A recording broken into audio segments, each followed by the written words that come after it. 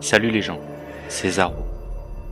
Aujourd'hui on se retrouve pour un Retex, un retour d'expérience sur l'OP Wargame en Russie. Mais tout d'abord je tenais à remercier Denis et les autres Russes de la platoon Oscort de m'avoir fourni plus de vidéos que je n'en avais pour illustrer mes propos. Si ce n'est pas déjà fait, abonne-toi et je te souhaite un bon visionnage.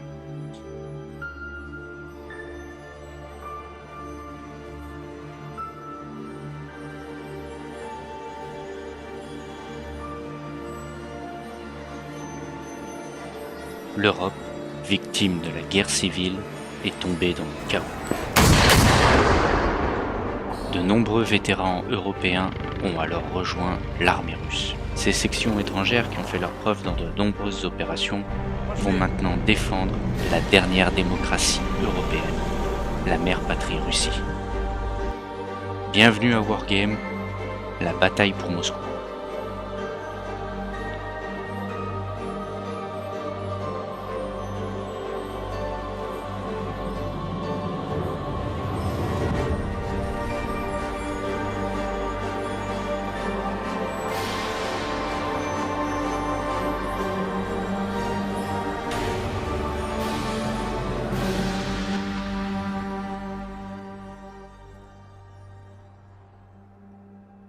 Wargame, c'est une OP milsim internationale qui rassemble 2 fois par an, en septembre et en mai, près de 4000 joueurs.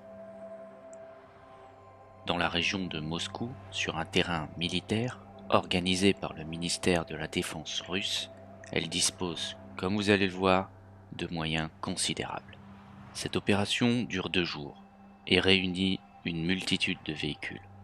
Du véhicule personnel comme le 4x4 jusqu'au char T-72, en passant par l'hélicoptère d'attaque ou encore l'artillerie.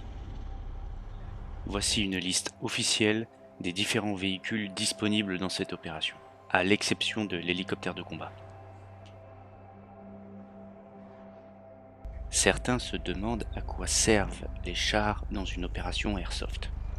C'est très simple. Déjà, la totalité des véhicules militaires tireront à blanc pendant 2 jours pour une meilleure immersion. Ensuite, la plupart des véhicules servent pour le transport de troupes ou l'appui, comme le BTR-80 qui dispose de meurtrières sur ses flancs. Pour finir, les chars lourds et l'artillerie servent pour le scénario.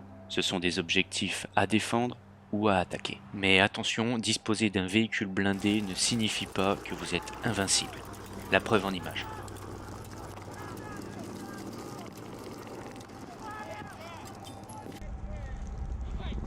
Alors on pourrait croire que le gameplay de l'infanterie serait totalement asphyxié par le nombre de véhicules. Eh bien non. La totalité des platoons et des sections disposent d'antivéhicules pyrotechniques, tels que le fumigène, la grenade, le lance-grenade ou le lance-roquette. J'insiste sur ce point. Au Wargame, il est essentiel d'avoir au moins des grenades, des fumigènes et quelques lance-grenades.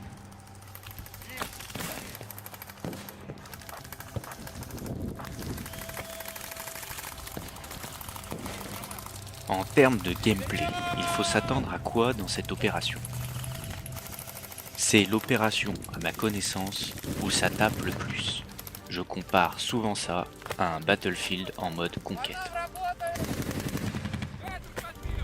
Vous serez toujours en mouvement, en attaque, en contre-attaque, en défense des lieux stratégiques, en train de subir un contournement ou un harcèlement au mortier, quand ce n'est pas une attaque aérienne où les joueurs peuvent vous jeter des grenades depuis les paramoteurs.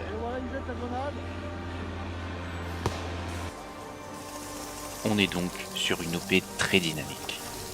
En termes de puissance, on est sur du M150, environ 510-520 FPS pour les AEG, et du M170, plus de 600 FPS pour les snipes. Ce sont donc les mêmes puissances qu'Auberget et Pote.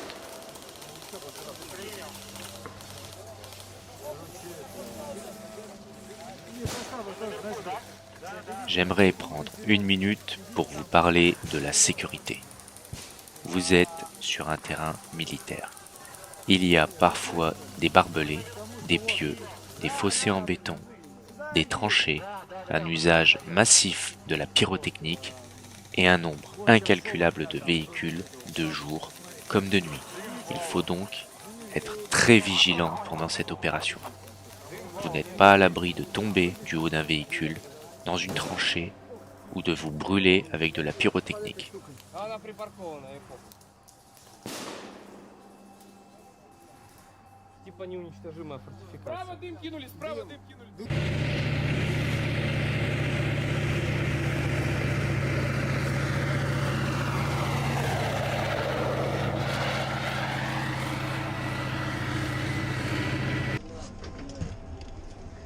Utilise les meurtrières. Hein.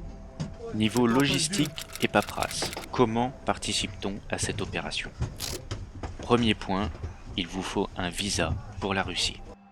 Second point, il faut être parrainé par une équipe officielle russe. Elle sera en mesure de prendre vos billets et de vous accueillir. Troisième point, pour avoir la paix pendant votre séjour, vous pouvez obtenir un papier officiel du ministère de la Défense stipulant que vous participez à une opération airsoft officielle et que vous avez donc logiquement de l'équipement militaire dans vos bagages. Ça vous évitera une petite convocation par le FSB. N'est-ce pas, Yann?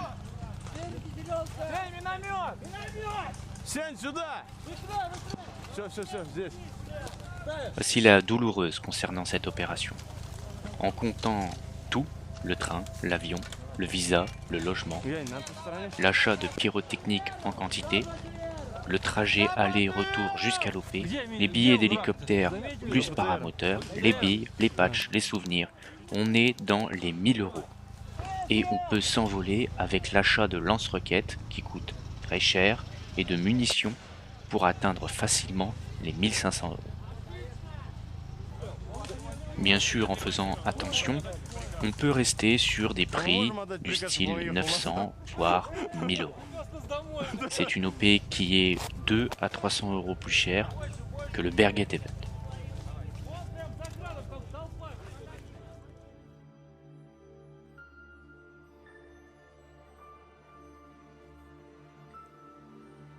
Voilà, ce rétexte concernant l'OP Wargame en Russie touche à sa fin. J'espère avoir satisfait votre curiosité et les principales questions que vous me posez régulièrement sur cette OP.